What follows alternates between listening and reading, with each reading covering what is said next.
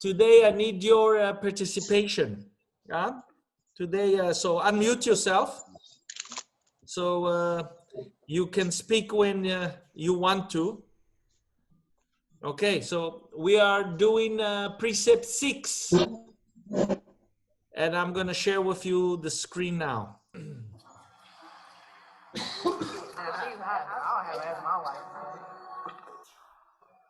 Look at this guy. What are you gonna do, kid? Go home. It's hopeless. Yeah, dude, do something with your life. Leave. You're looking stupid, man. Give it up.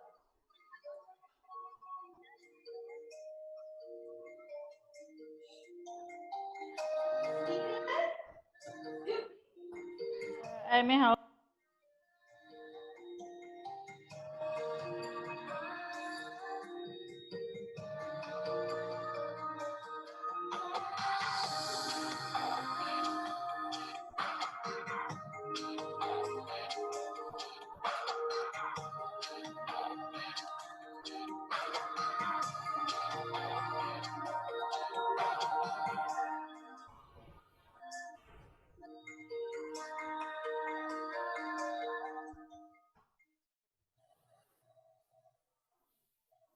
Set a good example. There are many people want influences. The influence can be good or it can be bad. If one conducts his life to keep these recommendations, one is setting good example. Others around one cannot help but be influenced by this no matter what they say. Anyone trying to discourage you is trying to do so because they factually mean you harm or seeking to serve their own ends. Down deep, they will respect you. Your own survival chances will be bettered in the long run since other influenced will become less of a threat. There are other benefits. Don't discount the effect you can achieve on others simply by mentioning these things and setting a good example in your own right. The way to happiness requires that one set a good example. You probably noticed that I just read right through and I didn't stop for a second. Oh, terrible, terrible. So here's the point. Here's the point. You know, someone who's setting a good example, is he a leader or follower? Leader. Leader. A leader. So we can understand from that what would we expect from our leaders? What would our leaders have to do? Lead by Lead by example. example. Awesome. Yeah. Now, Ellen, what was the name of today's lesson? What did you call it? What makes one a leader?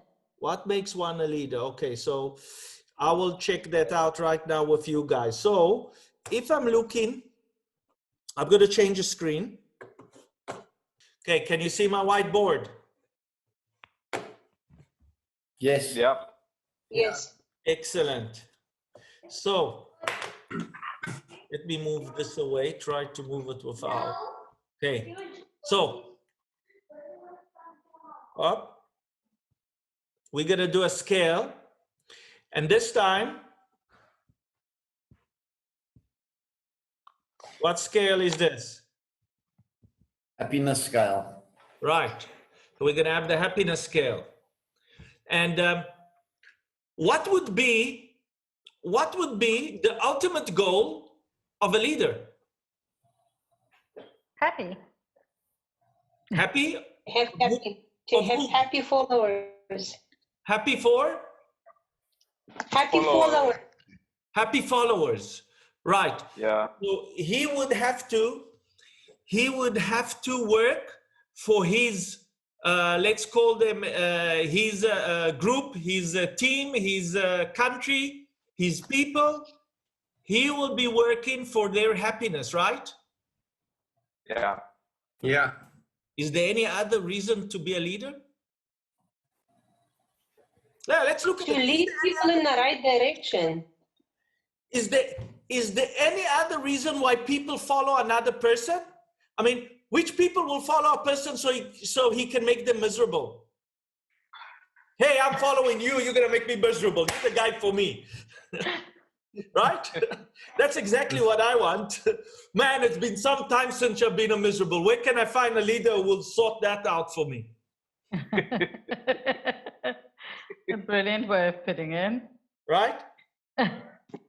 So a leader, entire existence should be the happiness of his people.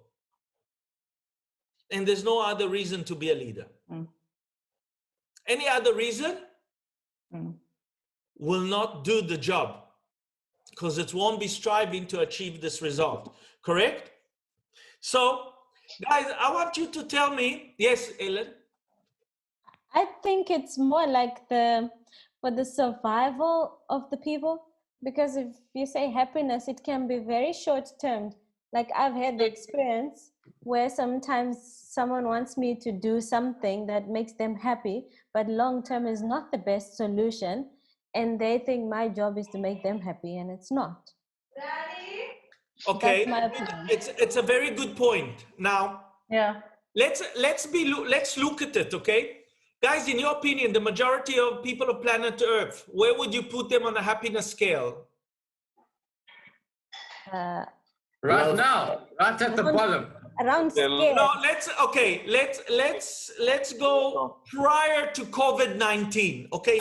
Prior to COVID-19, where do we put the majority of people of planet Earth? below 50%. Yeah, below 50%. Below 50%. So somewhere there, will that Yaron, work? Yes? Yaron, just a question. We have many leaders in our lives. Yes. So you are my leader in the workplace. Right. At home, I might have another leader, my husband Totally. or whatever. In Totally. church, I might have another leader. You understand? Yeah. So, on what scale, in what sphere are you referring to? It really doesn't matter which one you want. The point of view of being a leader, so far, except Ellen, we agree that his entire job is to make the happiness of his people. Now, I want to clarify that with Ellen, so she's also in agreement with us. So my question to you, Ellen, okay, if we're talking about survival, what's the manifestation of good survival? If it's to do with money, it's a lot of money. Why? Why? Sorry? What will it lead to? What will money lead to? It will lead to money for the company to survive. No, I'm talking for individuals. It doesn't matter whether they look at the group of a company, then the CEO or the ED is the leader, or it's a country. Wherever there's a leader, if you're talking about money, okay, because money is needed to be survived. Now, let's say that I'm a CEO, and currently, the reason that there's no money is not the company, it's your president. Okay? Yeah. Can you see that? So my question is, when you say survival and you need money for survival, I agree. What will that mean? It's good survival. How will that manifest it in the world? How good survival manifests itself? Okay. An example is you have adequate resources to be able to continue to exist. Yeah, but what will be the sensation? How do you know that you're surviving well? I get what you're saying. You feel like okay, the manifestation would be happiness. Awesome. Okay. Yeah.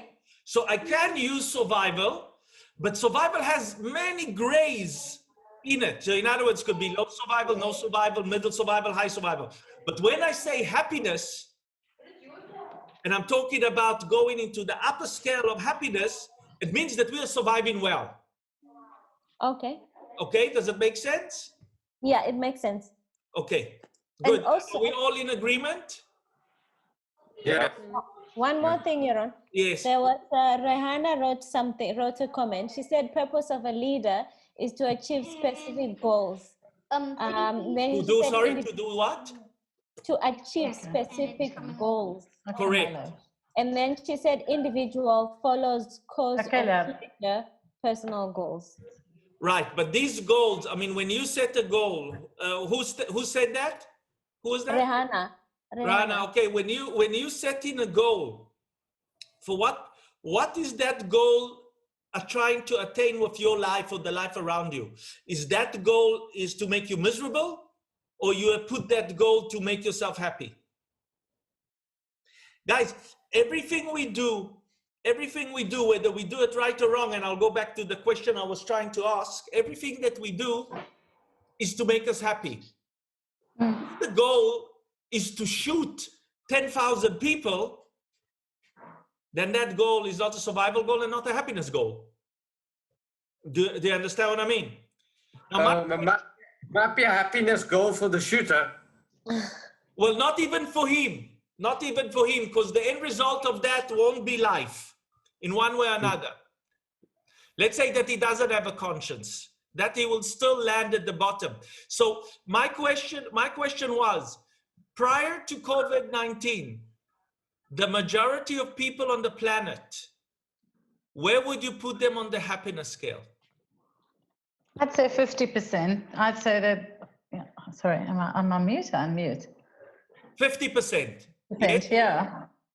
I would say that it's still, you mean as a percentage? I think on the scale, it's still somewhere there in the fear, because like if you read the newspapers, it's all about what crimes are happening and what's going on, like to scare people. So, but we are saying, Okay.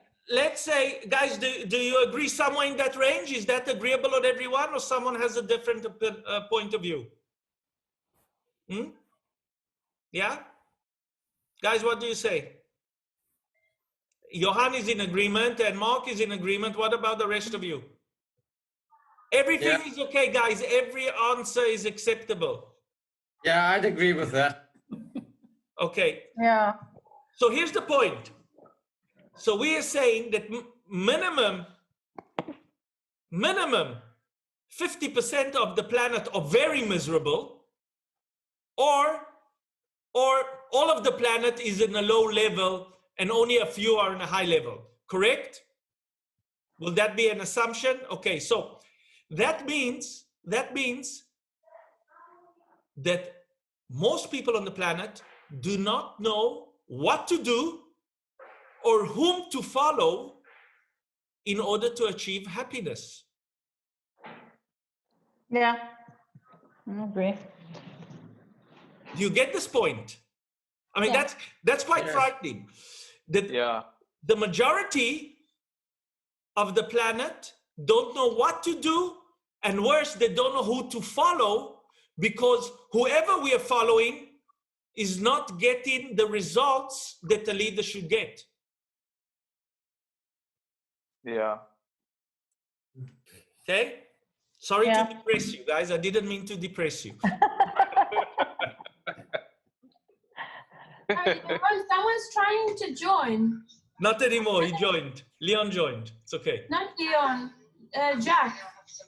Who? Well, if he is not on my list to join, Jessica, so I don't know. He's not here. Yes, Ellen? There was comments on the chat. Mark said, good relationships always lead to happiness, and all goals are in pursuit of happiness. Right. And the other one is from Rehanna, a leader serves the group. Right. So that's all true. But if you can see that, yes? I just wanted to add, like what you said, most people actually don't know who to follow, especially these days, because seems like we've got a lot of people who are just on stage preaching about the things that at the end of the day doesn't bring the people who follows them the sort of result that they're looking for. At the end of the day, after a certain period of time, they've been following this certain person, and then they start crying about that person. And when they come back, either they get on another crazy ride again with another leader who dumped them at the end of the day. I mean, I think that's what's happening like more these days. Right. So even the technology or the knowledge of how to choose a leader is very poor. Okay, and I'm hoping to help you guys today with how do we go about choosing a leader or what it means to lead. Okay, does it make sense? Mm-hmm. Okay, so now my next question is, what do you expect in a leader? Remember, a leader is supposed to make his people happy. He's not supposed to be in agreement with his people. That's not his job. Because if he's in agreement with them, they won't survive. Why? Because we have said the majority of people on planet Earth are unhappy. So obviously, they're not doing the right actions to make them happy. So if the leader does the actions that they agree with, we will land in the same place because they don't know how to make themselves happy. Do you get the logic behind it?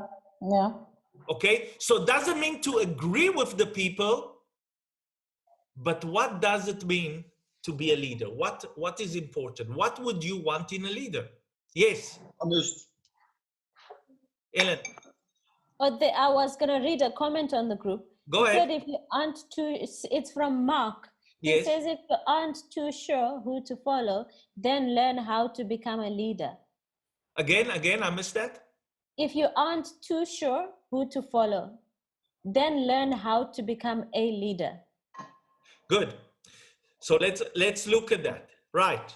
So I'm going to ask again, guys, what is that we look for in a leader? Yes, Ellen. Strength. Strength. Okay, so we want him to be strength. If he's strong and he doesn't succumb to any crazy idea, etc., will he bring his people up or down? Will he make them happy or not? Up. Yeah. Okay. Yeah. So you want him to be strong. Okay. What else? And, Discipline. Honesty and integrity. Integrity, very important. You want him to be honest and you want him to have integrity, honest, yeah, and you want integrity. What else? Ethical, morally ethical. Okay, so how do we decide that? Well, how do we decide if he's ethical or not? Who decides what is ethical or not? I'll help you. The way to read this book. Let's. Can I think like someone who can, someone who can foresee the ways, like who foresees, like his ways of action has to be to do with the survival of this group. Somebody who shows like those kind of action that leads to the survival of the whole group. Your leader has to be showing that, and as much as you've got all the other qualities on top, like strong, honest, and other stuff. But give me again. I didn't fully follow your one. What was it? What he needs to do for the group? He has to show actions that shows the survival of the group, or that actions for the future that shows that. So in other words, he's a person who can do. He can take action. Yeah, responsibility. Sorry. Responsible. Okay. Ability to make a choice. All these other qualities and then Ability to make a choice, right? He can decide. Yeah. What else? Solutions orientated. He must be able to come up with sound solutions. So he needs to be smart. Yeah. Yes, Ellen. I think you should also have the, I went blank, oops. He must be a visionary as well. Wait, I wanted to say he must be able to grant people beingness, and to actually, whatever his decisions are, must be not biased towards a select few. He must care. exactly. Excellent. Care for Yeah. people. So in other words, he must love people. Mm. Yeah. Okay. What else? Must be fair. Discipline. Discipline, right? Fairness. Fairness as well. What else? Fair. Care. Yes. Fair. No, Fair. fair. So he must As be in, just. yeah. F-I-R.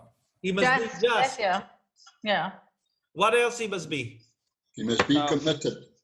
Committed, right. It Guys, must I'm be stopping tough. right because I just don't have room. What else? You must be competitive. Competitive, fair enough. Right. Now, It must be tough. how do you know that this leader has all of these things? You don't. Through his action. Through his actions, yes. Through his actions, through As his a doingness. lead by example. Right. Yeah. Yeah. So that's very interesting. There's one that's missing. Yes. Courage. Courage, very important. Courage, right. The courage, and mainly the courage to be not popular. Yeah. Okay, the courage to do the not popular, the less thing. I think that part of the reason that we are where we are is the lack of courage of our president to say no to others. And Must have the courage to make. Britain's prime minister was on the right track to start with, and he succumbed to the popular noise happening in UK. And then must have the courage to make unpopular decisions. Totally.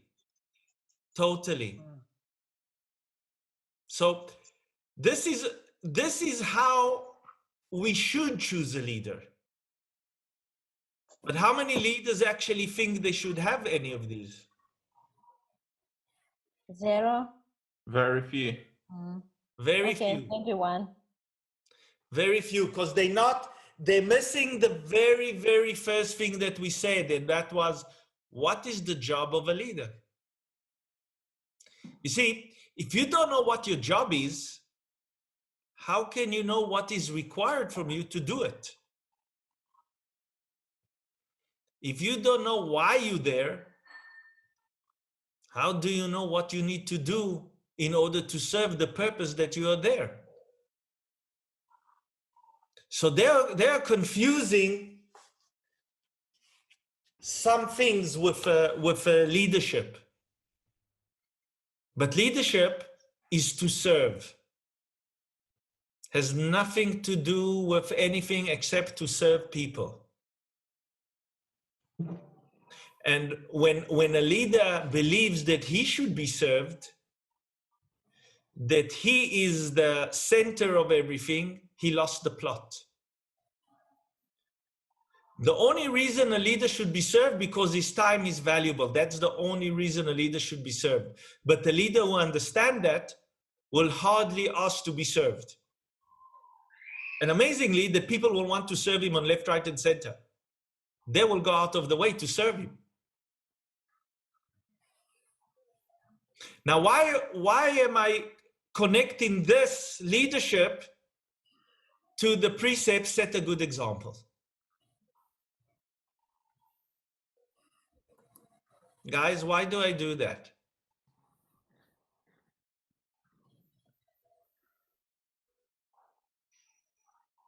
Wow. I believe because you need to develop a leadership mentality or mindset in order to start setting a good example. You need to understand that your integrity or your character is way more important than your, how is it called?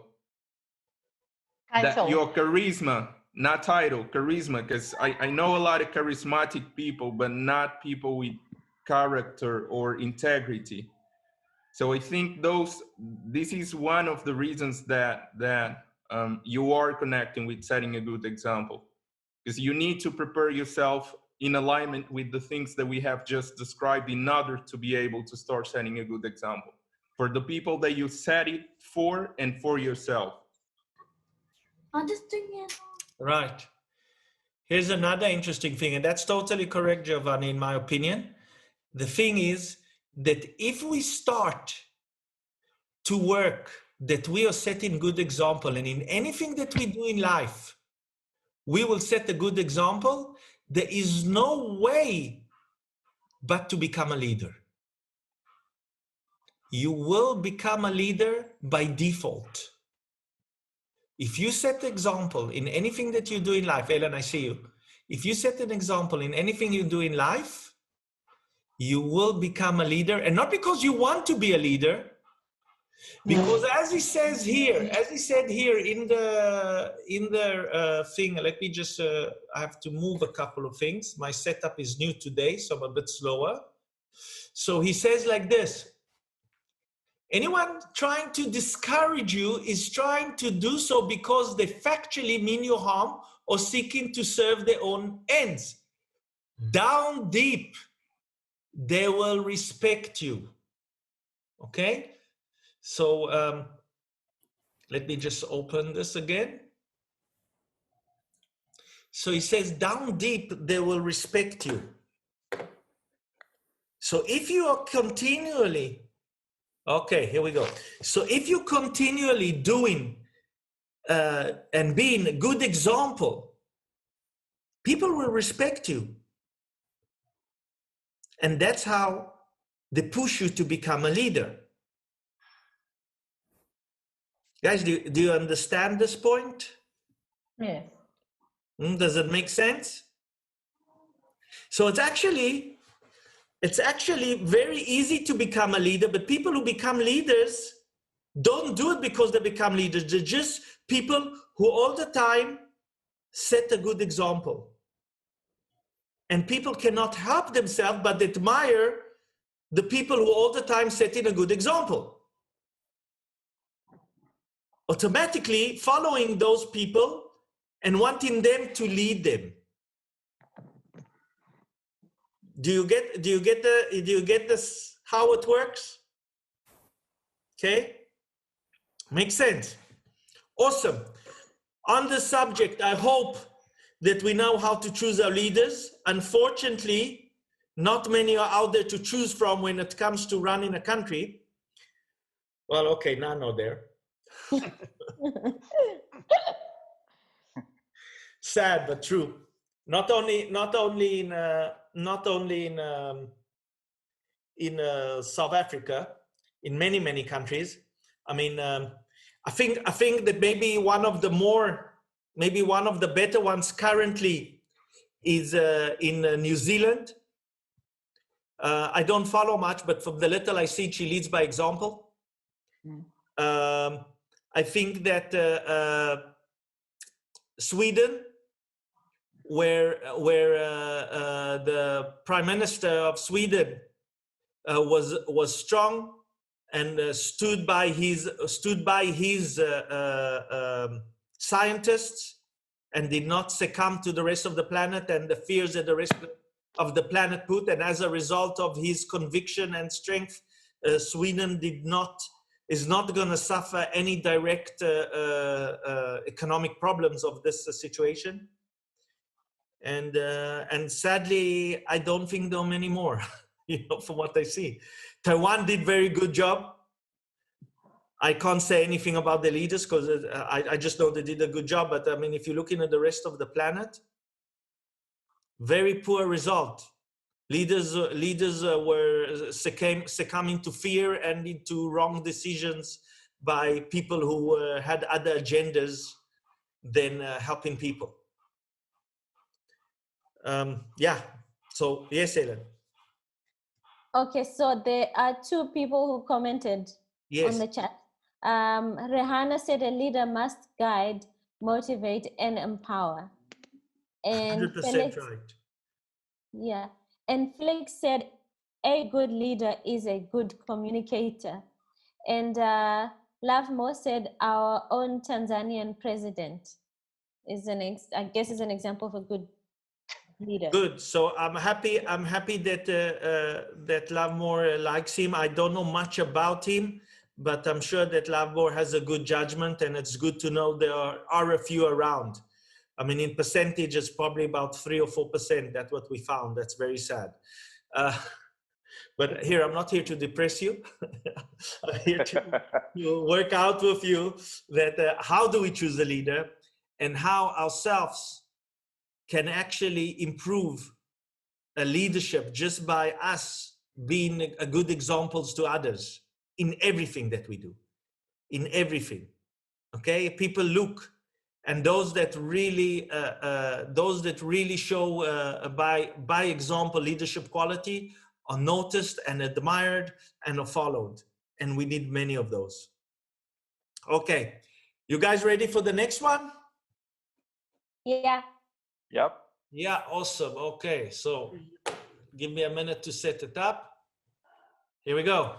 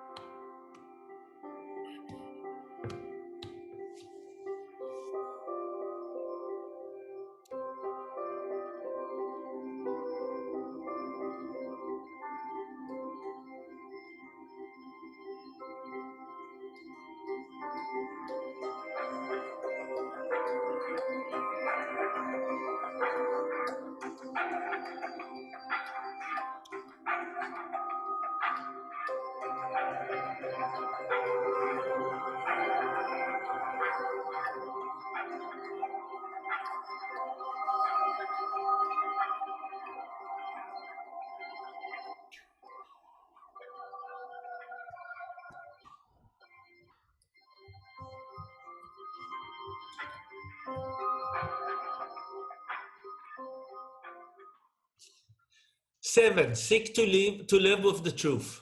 False data can cause one to make stupid mistakes. It can even block one from absorbing true data.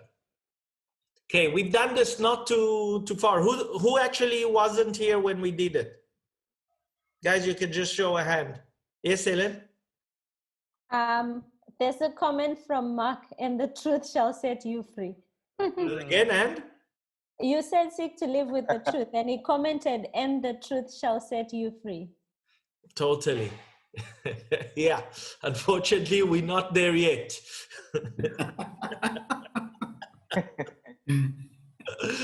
Okay, so anyone wasn't here when we did it? We did it about 10 days ago, 2 weeks ago. Okay, so if everyone did it, I'm just going to read right through it, okay? Okay. False data can cause one to make stupid mistakes. It can even block one from absorbing true data. Right, we see that now. One can solve the problems of existence only when he has true data. If those around one lie to him or her, one is led into making errors and his survival potential is reduced. False data can come from many sources: academic, social, professional. Many want you to believe things just to suit their own ends. What is true is what is true for you. No one has any right to force data off on you and command you to believe it or else. If it is not true for you, it isn't true. Think your own way through things, accept what is true for you, discard the rest. There is nothing unhappier than one who tries to live in a chaos of lies. Okay, guys, and I think this is so relevant to what's happening today. There's so much false data out there and that much truth. And if, you know, the false data is just bringing down an entire planet. I mean, that's how powerful when you have false data, how much destruction it can do.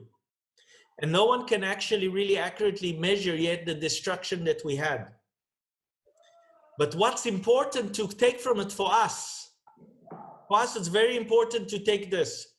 What is true is what is true for you. Okay? So, you know, the media and so-called people who are controlling let's say the data lines, the information lines, are selling a very certain narrative.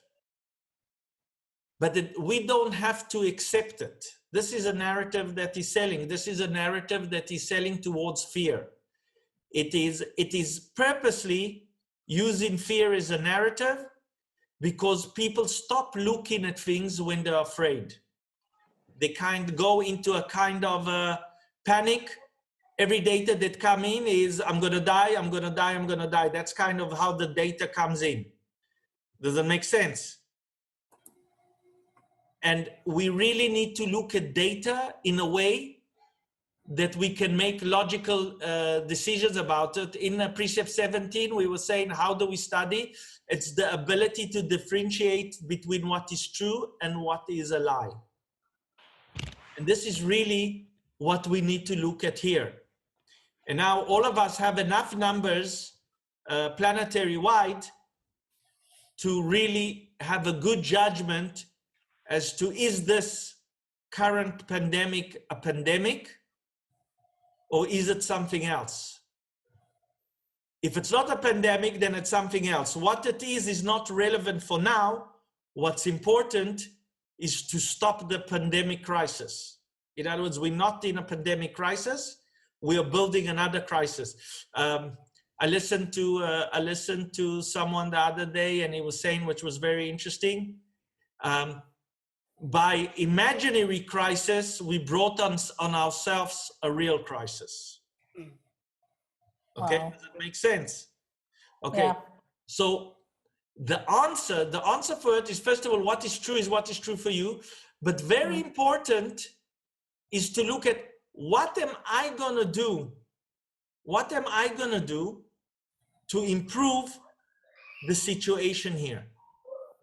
My own situation, my family situation, my group situation, and eventually, and if all of us works like that, I know that at least at Flash, we are very, very, very focused on production and creation. We are working as if there was no stop, and we're running towards a marathon that we are now halfway through, and we're running like crazy to finish it first. And that should be the attitude for everyone, especially in a bad time. You need to see how you're going to flourish and prosper. How am I going to do better? How am I going to improve? Because doing anything else is falling straight into the hands of the people who are trying to make us fail. Okay, does it make sense? I don't know, some of you were, some of you weren't. We were talking about games. What is games? And there's a game condition and there's no game condition, right? Yeah. We need to get to a situation where there's no game condition with the people who are trying to destroy us or whatever they're trying to do behind this pandemic. If we don't play their game, then they can't continue. They need the people to panic. They need the people to be afraid. They need the people to go into overwhelm in order to win in their game. If people just don't play their game, it will stop. Instead of that, the right thing to do is flourish and prosper. That make sense? Okay, let's continue. 7.1, do not tell harmful lies. Harmful lies are the product of fear, malice, and envy. They can drive people to acts of desperation. They can ruin lives. They create a kind of trap into which the teller and the target can both fall. Interpersonal and social chaos can result. Many wars begin because of harmful lies. Yeah. One should learn to detect them and reject them. Yeah, so I think an example was the movie that we saw now, that the girl was spreading some harmful lies about someone she was envious of. And the result, as we will see in the next precept, is quite painful. So, yeah, and I mean, anyone has an example of something like this happening for him? Or witnessed such a situation? Ellen? I have, yeah. Yeah, share with us. It's kind of personal. Okay, so, okay. I thought you were just asking if someone is there. No, okay, who has an example and feels fine to share with us? No one? Apart from the I'll corona. pass. You Too pass. negative. Too negative. Okay. Sorry about that, guys. Okay, but you get the point. I can see from the passes and the personals that you guys get the point. Okay. Okay, let's continue. 7.2. Do not bear false witness. There are considerable penalties connected with swearing or testifying to untrue facts. It is called perjury. It has heavy penalties. Yeah, and that's again, you know, it's totally self-explanatory. It makes sense. The way to happiness lies along the road to truth. Now, the truth is that the comment that Mark said is really true. And we come into less heavy instances. We come into less heavy instances in life where we are in kind of, you know, I feel uncomfortable saying it, or, you know, I really feel that I don't want to hurt the person in front of me, you know, and we kind of in a situation like that. As an employer, I come across that quite often. And the truth is that just straightforward truth, you know, without coloring it, without nothing, just with a lot of ARC, with a lot of affinity and a lot of caring, with a lot of caring and a lot of loving, but the truth. You know, when it's done, people are actually amazing how they accept it, even truth that are not nice, even truth that is, I'm sorry, I don't have place for you anymore in the company. You know, if done in a proper way, and it's really, the facts are factual, not exaggerated, not understated, just factual. You know, and if it's done with a lot of ARC, it's amazing. I mean, I can share one of them. I had a guy that we decided to let him go because his behavior didn't fit the company. And I sat down with him and I went through the incidents one by one, and I made him observe. And I came for the point of view is, this is something for you to learn, because you're going to go and find another job, hopefully. Don't make the same mistakes, you know? And the end result that he thanked me, because that was the truth. It wasn't that I invented stuff that he didn't know. Maybe he didn't like confronting it, but that was the truth. And to a degree, so he left our company in a good state. Yes, he doesn't have a job, but he didn't leave with a feeling, oh, they are nasty and bad because he had hidden stuff.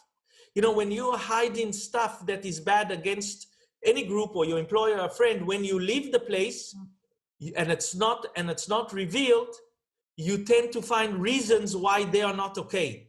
Much easier to find reason why others are not okay than to find reason why I did all these wrong things. Okay, does it make sense?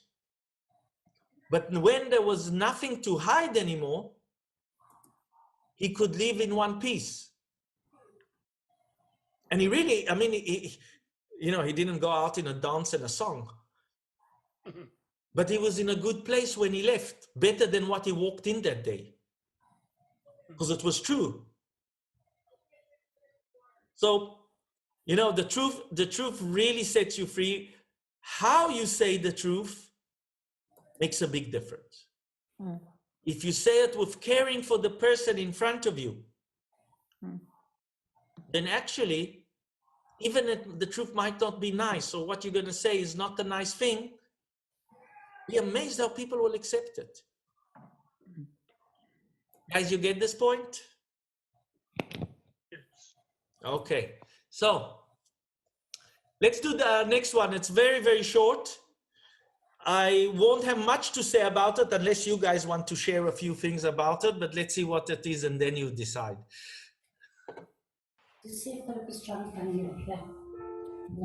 My father's here, right next to me. Help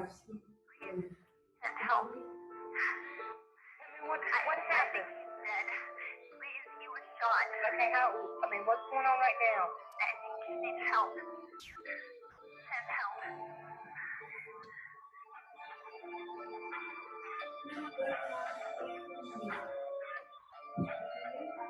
Wow.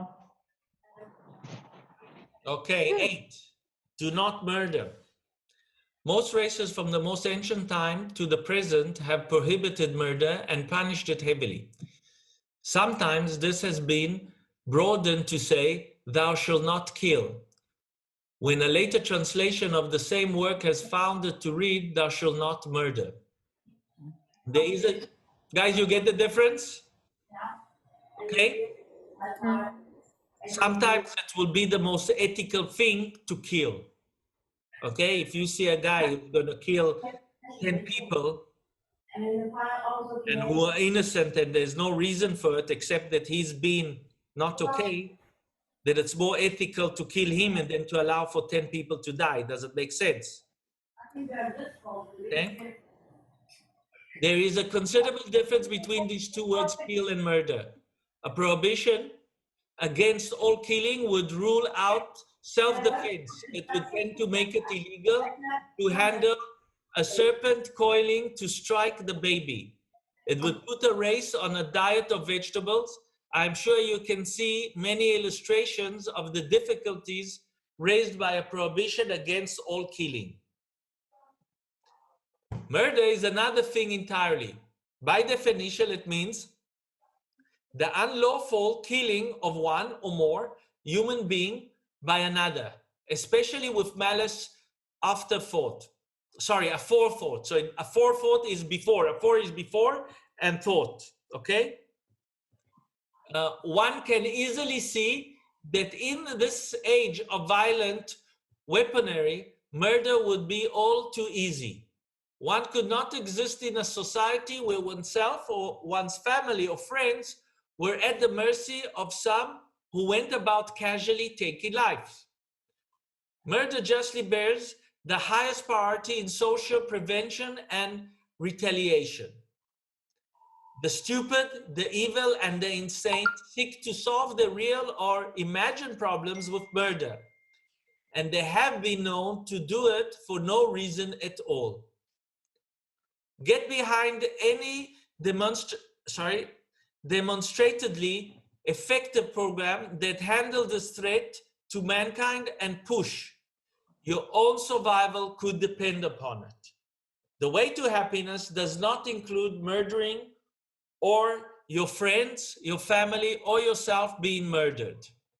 Okay? So hopefully I feel with confidence on a lighter note that no one firsthand experienced this. You're all sitting here. Which reminds me of a joke, guys, just to make it a bit lighter. I have a friend who is an insurance broker. Okay? I have a friend who is an insurance broker and he sells life insurance. So he turned around to one of his clients and he asked his client, so how's this policy I sold you? So the guy says, I really don't know. I haven't tried it.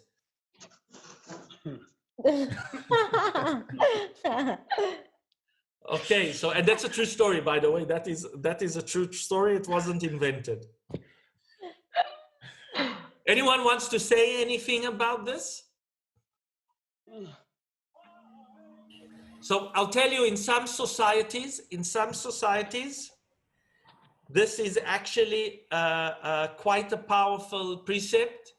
And I have a friend, his name is Kobe, who actually, he introduced me to the way to happiness in Israel. And Kobe went once to do this lecture in a Bedouin school. And they were quite taken back by this precept. Because their murder is not, it's not something that just doesn't happen. You know, it happens much more than anyone would want. Yes, Ellen? I didn't understand what you meant by Bedouin. Bedouins are nomad people. You know what is nomad? People nomad who move are around, people who who don't stay in one place. Yeah, move from one place to one place. So there are Muslims who are called Bedouins, and they are nomad peoples in the Middle East. Okay. Okay. Actually, the Judaism, the father of Judaism was a Bedouin. He was a nomad people. Okay, does it make sense? And you actually can see it in the Jews' blood. They actually, from country to country, they go. Still there.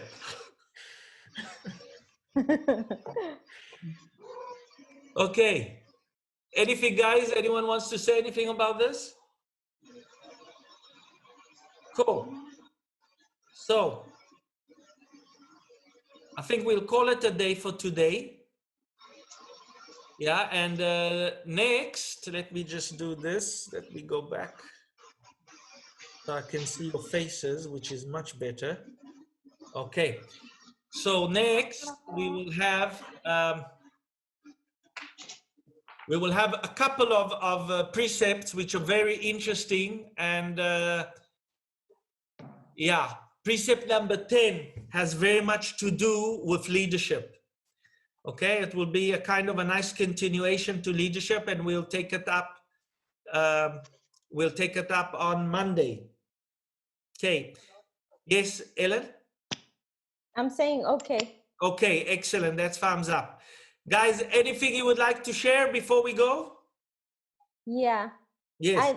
I really liked the one on seek to live with the truth. Yeah. Because you can look at it in your personal life, but you can look at it as well from other perspectives. A very obvious one is this coronavirus situation. Right. If you look at how many people, it does say that it can have really bad effects, like when the truth is not, or when there's like so much lies, like so many people's jobs are harmed right now, and it's because our leaders are not seeking to live with the truth. Right. I'll just read what it's false data can cause one to make stupid mistakes. It can even block one from absorbing true data. One can solve the problems of existence only when he has true data. Okay. And guys, just to a few of you, I'm getting from time to time questions regarding how we are going to address this and how we are going to address that. And many times I just answer, we just have to wait because I don't have all the data. And when I don't have all the data, what's happening, I cannot make a good decision. So sometimes I prefer to wait till I have the data than making a rush decision and paying the price of a heavy mistake. And this is what the government has done. They have not had the right data. Sorry, Ellen, you wanted to say more. Okay, understood. There was a comment from Rehana. Yes. On a different subject. So she said, can you maybe talk about self-discipline on one of your talks? And another possible future topic, self-doubt. Self-doubt. Oh. Okay. Is this interesting for everyone? Yes. Yes. Okay. Self-doubt. Okay. I will have to do a bit of. I don't want to do it on what I have now. Let me do it a bit more properly. Okay. But there is some interesting stuff about self-doubt. But let me tell you this, just that you have something for in the meantime. The worst enemy that we have is us. No one runs ourselves worse down than we. Okay. Now, if you remember at in Love and Help Children, I was talking about how much complimentary and how much love and how much good talk you should say to children, right? But if you say that they're not good at something, or you say that you will fail at something, every time that you are negative towards a child, you have just put a seed of huge self-doubt later. Because whatever negative a person gets from the outside world, he will multiply 10 times in his mind and work against himself. So every failure that you had in life will multiply 10 times if the amount of wins compared to failure is not outrageous. So in other words, let's say that every time that you fail, in order for that not to affect you, you probably have to succeed 10 times. And I'm not giving you an accurate number, I'm just giving you a concept. To nullify the failure, you have to win so many times more. Until you get to a stage where you are, that you so feel powerful in life that it's very hard to take you down. But if you're not there, it's very easy to get self-doubt, and it starts unintentionally by parents, because the peers will do that. The kids, kids do to kids unintentionally, not understanding the ramification of later time. Kids do to kids. They will laugh at them and they will tease them and they will do bad things. And as a kid, I wasn't immune of giving it or dishing it or getting it. That's not right.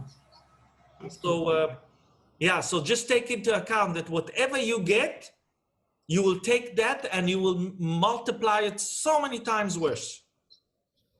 So I have a solution for all people who have self-doubt and have these kind of voices in their head telling them, no, you're not going to succeed, you're going to fail, I never win, I'm never good, I'm never blah, blah, blah, never, and always bad.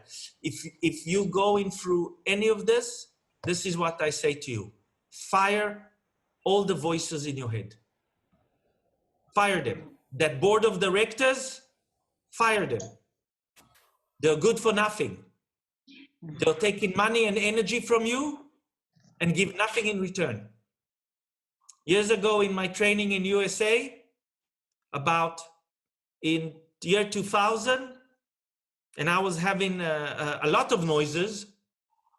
I heard a young man who finished a high level of training, and he said that that suddenly he got to a stage where everything became quiet. Everything just became quiet. All these noises that he had that would invalidate him and make him less or will tell him not to do or whatever ceased. And at that moment, I realized that I just fired my board of directors. Nice. And it went quiet. And through the years, I think I had to fire them once more. And that was it. So guys, that's what you do. All these noises and etc. Realize it. It's a mechanism that we have built in and is not doing anything good except bad. It's only doing bad for us. Don't listen to it. Fire that board of directors. It's not you. It's another mechanism that is just, well, if you guys want to know what it is, the book is Dianetics. Okay, the book is Dianetics, and you can read Dianetics as a starter, and it explains exactly what is working there, and then in other books it goes more into depth in it. Yes, Ellen. Mark said on the chat, how to quieten the noise could be a great talk. Sorry? He said how to quieten the noise could be a great talk. It would be a great talk. I would have to think, how do I get all the data to you? Yeah. Okay. You threw me a challenge. I will have to work on it. Okay. Don't hold your breath. I will have to work on it. Okay. Guys, I wanted to talk to you about another thing.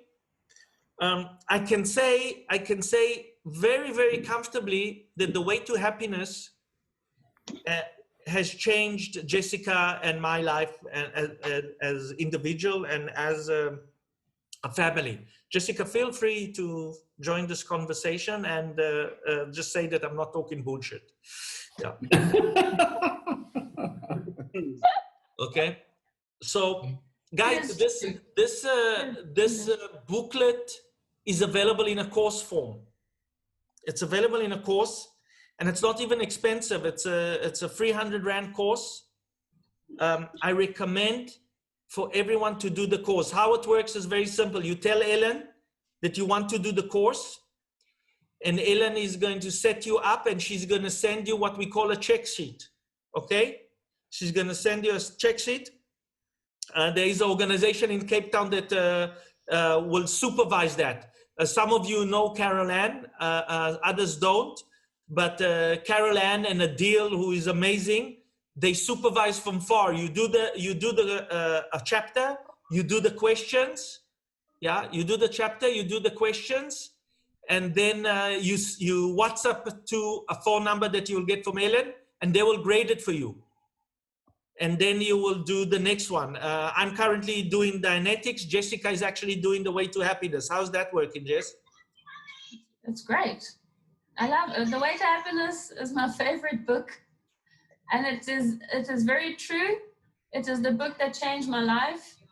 I don't remember what it was like before, but it's definitely made me a happy person. So I recommend. And you can't read it enough times. I've read it many, many times. And I'm still learning new things. Every time you read it, you've got a new viewpoint in life, because you're not the same person that you were yesterday. So you always have new things to learn from it. So I recommend it. Okay, and just on that, saying on viewpoint, yeah, Ellen, you want to say something before I say that? I also did the course. It's awesome. It's really, really awesome. I don't have enough adjectives. Awesome. Okay, so here is here's the thing. When you're dealing with truths, okay, when you're dealing with truths, there's not enough times that you can read true data. Why I'm saying this? Because every given moment in life, we have a different viewpoint. We have a viewpoint of life before coronavirus. We have a viewpoint of life during coronavirus. We have a viewpoint of life after coronavirus. We have a viewpoint when we failed. We have a viewpoint when we succeeded. We have a viewpoint when our child is happy. We have a viewpoint at every given moment. Our viewpoint is changing, hopefully for the better on a constant level. So every time when you look at the truth, you're looking at it from a viewpoint, and you will see it in a certain shade. And the more times you view the truth from more shades, you get a bigger and bigger picture of that truth. That's why when we study things which are true and we go over it more and more and more and more, we understand life more and more and more and more, but the written word has not changed once. What has changed is the way we look at it. Okay, does it make sense? Awesome. So again, if anyone wants to do The Way to Happiness, Ellen is your address. I'm strongly recommending that.